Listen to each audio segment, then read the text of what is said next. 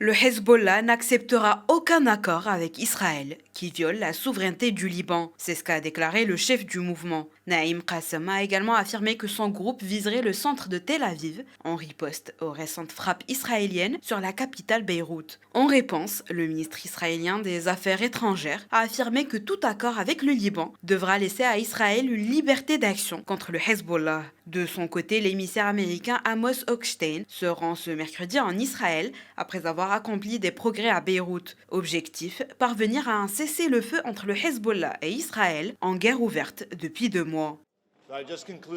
Je viens de conclure une nouvelle réunion avec le président du Parlement libanais, Nabih Berri. La réunion d'aujourd'hui s'est inscrite dans le prolongement de celle d'hier et a permis de réaliser des progrès supplémentaires. Je vais donc partir d'ici dans quelques heures pour Israël, afin d'essayer de mettre un terme à cette situation si nous le pouvons.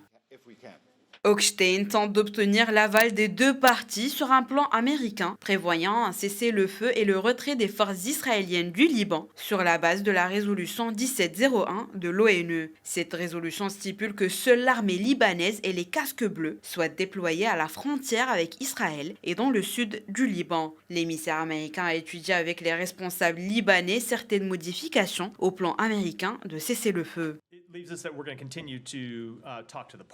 Nous allons continuer à discuter avec les parties pour tenter de parvenir à un accord. Les États-Unis et l'envoyé spécial Amos sont les principaux négociateurs. Mais vous savez aussi que le président et le secrétaire d'État ont été impliqués à plusieurs reprises. Le gouvernement continuera à se concentrer sur la recherche d'une solution diplomatique car il est essentiel que les gens rentrent chez eux des deux côtés de la ligne bleue. En marge des négociations, les combats entre Israël et le Hezbollah persistent, causant ainsi plusieurs morts. Après l'annonce par l'armée libanaise de la mort de ses soldats, dont 2 frappes israéliennes, l'armée a assuré se battre contre le Hezbollah au Liban et non pas contre les forces armées libanaises.